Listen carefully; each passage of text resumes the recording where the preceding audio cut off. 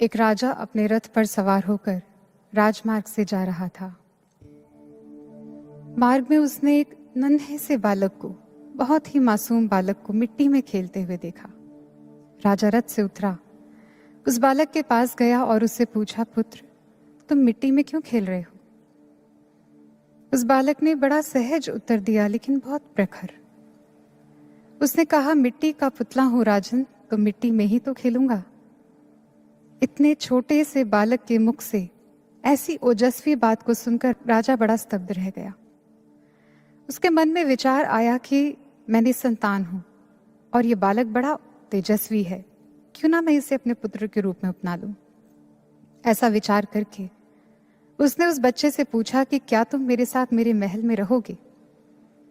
बालक ने कुछ देर विचार किया और फिर कहा कि ठीक है राजन, मैं आपके साथ आपके महल में चलने के लिए तैयार हूं, लेकिन मेरी 2 शर्तें हैं। अगर आप इन दोनों शर्तों को पूरा कर पाएंगे तो ही मैं आपके साथ आपके महल में रहूंगा। क्या है शर्तें? पहली शर्त है कि आप मुझे कभी भी अकेला छोड़कर नहीं जाएंगे, आप हर वक्त मेरे साथ रहेंगे। और मेरी दूसरी शर्त है कि जब भी मैं सो जाऊं, मैं विश्राम करूं, आप जागेंगे, जागकर मेरी रक्षा करेंगे। राजा बड़ा हैरान हुआ, ये कैसे संभव है? मुझे तो राज कार्य को संपन्न करने के लिए बहुत दूर दूर यात्राएं करनी होती हैं। मैं कभी कहीं होता हूं, मैं हर वक्त तुम्हारे साथ नहीं रह सकता। और दूसरा, अगर तुम सोओगे और मैं जागूंगा तो मैं विश्राम कब करूंगा? ऐसे तो मैं अपने कार्य ही संपन्न नहीं कर पाऊंगा। इसलिए ये दोनों ही शर्तें पूरी करने में मैं अक्षम हूं। बालक मुस्कुरा दिया। उसने कहा, फिर रहने दीजिए राजन, क्योंकि मेरा भगवान मेरी ये दोनों शर्तें पूरी करता है। वो हर वक्त मेरे साथ भी रहता है, मुझे कभी किसी स्थिति में अकेला छोड़कर नहीं जाता, और जब मैं सो जाता हूं तो वो मेरे लिए जागता भी है। गुरु भक्तों, आप अपने किसी संबंधी, किसी साथी को सोच सकते हैं जो इस रोल में फिट होता हो, जो ये दोनों ही शर्तें पूरी करने में सक्षम हो? नहीं ना। हम जानते हैं man is a social being, मनुष्य एक सामाजिक प्राणी है। हमें अपनी आवश्यकताओं की पूर्ति के लिए किसी ना किसी सहयोग की आवश्यकता होती है, किसी ना किसी साथ की आवश्यकता होती ही है।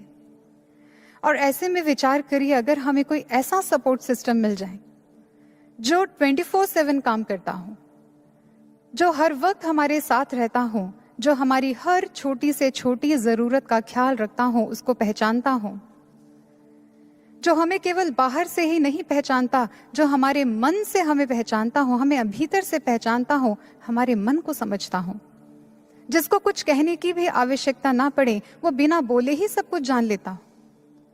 सोचिए, ऐसा सपोर्ट सिस्टम मिले तो क्या हो।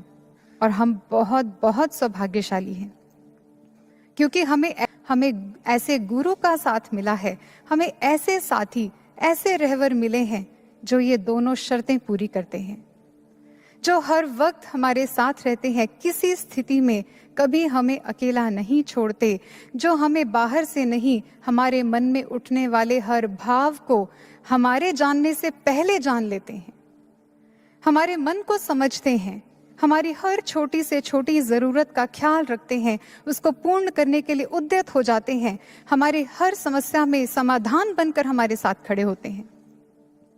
इसलिए तो जब भी हम दुख से घिरते हैं, अवसाद आकर हमें घेरता है, हम महाराज जी का दामन थाम लेते हैं, हम महाराज जी की शरण में जाते हैं, क्योंकि महाराज जी का सानिध्य एक टेस्ट बेरी फ्रूट की तरह है। टेस्ट बेरी एक अफ्रीकन फ्रूट है जिसकी एक खासियत है, इस फ्रूट को खाने के बाद आप जो कुछ भी खाएंगे या पिएंगे, खट्टा, कड़वा, फीका, कैसा भी, वो आपको मीठा ही स्वाद देगा। इसकी इसी मैजिकल प्रॉपर्टी की वजह से इसको टेस्ट बेरी या मैजिकल फ्रूट भी कहते हैं। हम जब भी दुखी होते हैं, जब भी बोझिल मन के साथ, जब भी अपने जीवन के खट्टे कड़वे अनुभवों से संतप्त होकर महाराज जी की शरण में जाते हैं, आनंद से भर जाते हैं।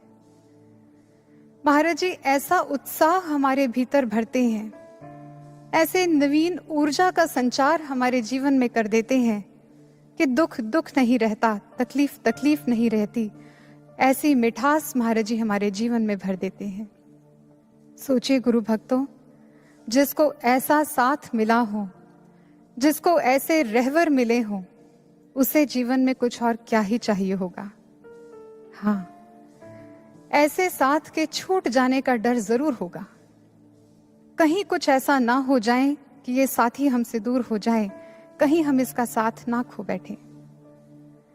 वैसे तो रिसर्चेस, स्टडीज ये कहती हैं कि एक इंसान के भीतर किसी भी प्रकार का डर उसको भीतर से खोखला बना देता है, उसे कमजोर बना देता है।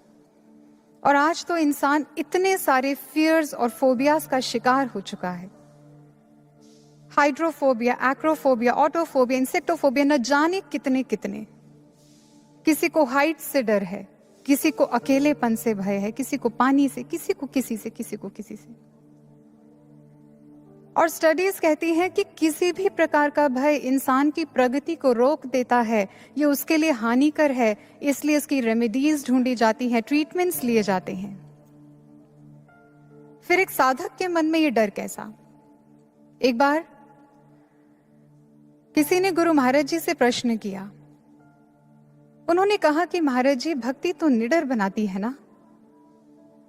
फिर एक साधक के मन में भक्ति मार्ग के छूट जाने का भय, क्या ये उचित है? क्या ये साधक को कमजोर नहीं बना देगा? महाराज जी ने क्या कहा?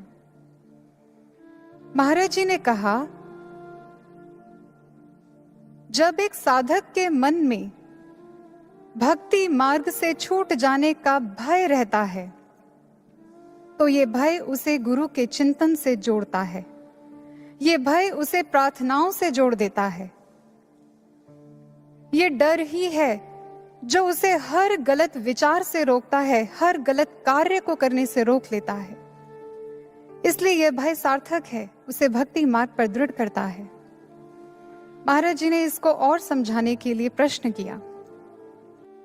महाराज जी ने पूछा कि अच्छा बताओ, पांडवों और कौरवों में कौरवों का विनाश क्यों हो गया? जबकि संख्या में तो कौरव अधिक थे, सारे बलशाली राजा और अनगिनत सेना भी उन्हीं के पक्ष में थी। संसाधनों की दृष्टि से भी कौरव ही अधिक संपन्न थे, फिर भी उनका पतन हो गया। जब सामने से कोई उत्तर प्राप्त नहीं हुआ तो गुरु महाराज जी ने स्वयं ही इस रहस्य का उद्घाटन किया। महाराज जी ने कहा, क्योंकि कौरवों को भय नहीं था, पांडवों को था। कैसा भय? हम कहते हैं we are God fearing people, हम भगवान से डरने वाले लोग हैं। इसका अर्थ ये नहीं है कि भगवान हमारा कुछ अहित कर देंगे इसलिए हम भगवान से डरते हैं। नहीं, वो ऐसा कुछ नहीं करते। सच तो ये है कि we are not God fearing but we are God loving people. हम साधक भगवान से प्रेम करने वाले लोग हैं, इसीलिए इस बात से डरते हैं कि कहीं हमारी किसी भूल के कारण हमारा भगवान हमसे दूर ना हो जाए, हम उनका साथ ना खो बैठे। यही भय पांडवों को था। पांडव इस बात से डरते थे, धर्मराज युधिष्ठिर और उनके अन्य 4 भाई कहीं धर्म से च्युत ना हो जाएं, कहीं उनसे भूलवश कोई ऐसा कार्य ना हो जाए कि वो धर्म के पथ का त्याग कर बैठे, धर्म उनसे छूट जाए।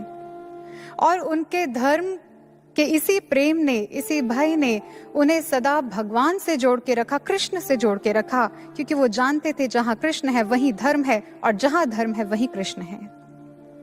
और उन्हें उनके स्वयं के जीवन से भी अधिक अनमोल, अधिक मूल्यवान था कृष्ण का साथ।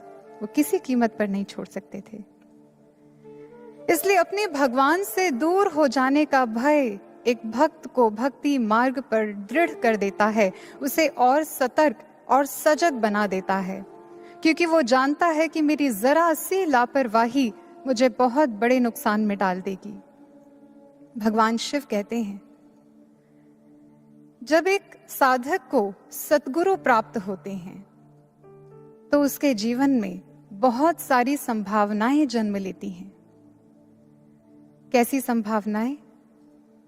उस मानव के दिव्य होने की संभावना, उस शिष्य के भीतर दिव्य क्षमताओं के जागरण की संभावनाएं। लेकिन अगर भूलवश, किसी कारणवश, नासमझी में वो ऐसे गुरु को छोड़ देता है तो ये सारी संभावनाएं ही नष्ट हो जाती हैं।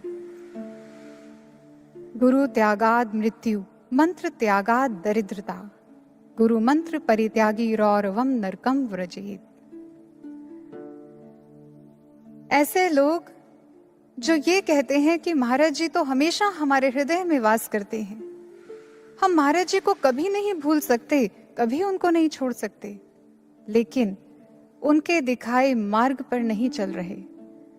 सेवा, साधना, सत्संग, इसकी कोई अहमियत नहीं है उनके जीवन में, इनका अभ्यास नहीं कर रहे, तो ये गुरु मंत्र छोड़ने जैसा ही है। और ऐसे भक्तों के लिए तो भगवान शिव कहते हैं कि उन्हें कल्प वृक्ष के नीचे बैठकर भी वो भक्ति के रत्नों से वंचित रह जाते हैं, वो कुछ प्राप्त नहीं कर पाते, वो आध्यात्मिक उन्नति नहीं कर पाते, ऐसे सद्गुरु का सानिध्य पाकर भी वो लाभान्वित नहीं हो पाते, वो कंगाल रहते हैं, दरिद्र रहते हैं। लेकिन ऐसे जो गुरु को ही छोड़ बैठे, जो गुरु का ही त्याग कर दें, वो तो भक्ति मार्ग पर मृत हो जाते हैं, उनकी तो सारी संभावनाएं ही नष्ट हो जाती हैं। इसलिए गुरु भक्तों, महाराज जी के चरणों में हम ये प्रार्थना निरंतर करते रहें और ये भय हमारे भीतर बना रहे कि महाराज जी किसी भूल के कारण, कैसी भी स्थिति में आपका दामन हमसे ना छूटे। मेरे सतगुरु मुझको देना सहारा, कहीं छूट जाए न दामन तुम्हारा, कहीं छूट जाए न दामन तुम्हारा। आइए इस प्रार्थना को श्रवण करते हैं।